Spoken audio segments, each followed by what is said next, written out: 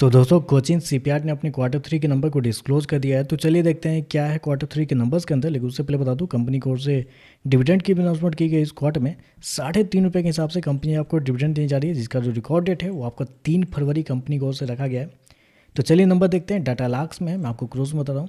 तो देखिए, पिछले क्वार्टर में कंपनी 1118 करोड़ का रेवेन्यू जनरेट की थी ऑपरेशन के थ्रू। पिछले साल 1147 करोड़ के आसपास, जबकि अभी देखें तो बढ़ के 1350 करोड़ आपको जाता हुआ देखने को मिला। तो साल दर साल जाते हैं तो साल दर साल कंपनी के रेवेन्यू के अंदर तेजी आपको देखने को मिली। लगभग बोल सकते हैं 18% के आसपास का जंप है कंपनी के रेवेन्यू के अंदर।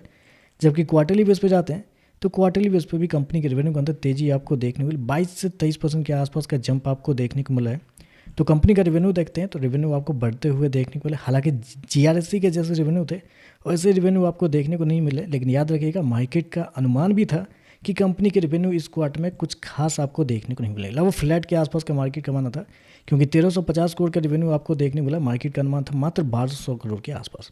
तो मार्केट के अनुमान से कई ज़्यादा बेहतर आपको देखने को मिला है। मार्केट का मानना था कि इस क्वार्टर में कंपनी के रेवेन्यू फ्लैट रहते हुए देखने को मिल सकता है, कुछ खास रेवेन्यू नहीं रहेंगे, ऐसा मार्केट का मानना था। चलिए खर्चे क्या है वो देखते हैं। तो देखिए, पिछले क्वार्टर में 1095 करोड़ खर्च किए थे, पिछले साल 952 करोड़। अभी देखें तो बढ़ के 1224 करोड़ आपको देखने को मिला। तो ये यहाँ पे थोड़ा सा दिक्कत है। खर्चे देखते हैं तो खर्चे बहुत ही ज़्यादा आपको देखने को मिल रहे हैं। लगभग बोल सकते हैं 27% के आसपास का जंप है। रेवेन्यू आपका 18% के आसपास बढ़ा है, लेकिन खर्चे 27% बढ़ते हुए देखने को मिला है। तो खर्चे बहुत ज़्यादा आपको देखने को मिला है। चलिए कंपनी का प्रॉफिट क्या निकलता है वो देखते हैं। तो देखिए, पिछले क्वार्टर में कंपनी 107 करोड़ के प्रॉफिट में थी, पिछले साल 176 करोड़ के आसपास।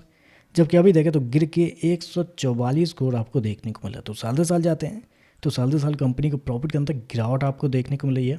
लगभग बोल सकते हैं 18% के आसपास की गिरावट है। मतलब जितना रेवेन्यू आपका बढ़ा है उतना ही कंपनी का प्रॉफिट आपको गिरता हुआ देखने को मिला। तो ये तो मतलब डबल नेगेटिव आप कह सकते हैं यहाँ पे।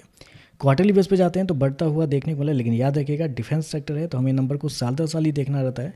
तो साल दर साल देखें तो कंपनी का प्रॉफिट गिरते हुए देखने को मिले। मार्जिन देख लेते हैं। मार्जिन तो गिर ही गया होगा, लेकिन फिर भी देख लेते हैं क्या है मार्जिन।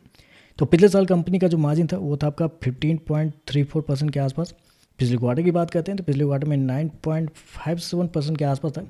जबकि अभी देखें तो कंपनी का मार्जिन गिर के 10.66 आपको जाता हुआ देख लो। तो साल दर साल देखें तो साल दर साल कंपनी के मार्जिन के अंदर बड़ी गिरावट आपको देखने को मिल रही है।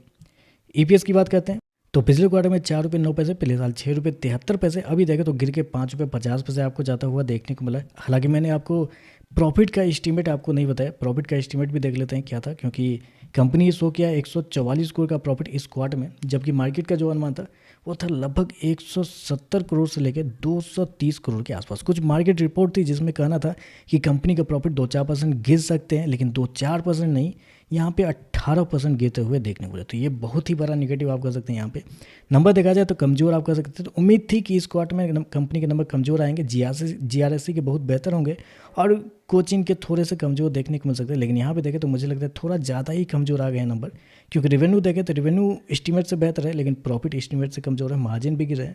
देखते हैं मार्केट इस पर कैसे रिएक्ट करता है। ओवरऑल देखें तो थोड़ा सा निगेटिव देखने को मिला है। तो वीडियो पसंद आया तो लाइक कीजिएगा, साथ में साथ चैनल को सब्सक्राइब जो कीजिएगा। धन्यवाद।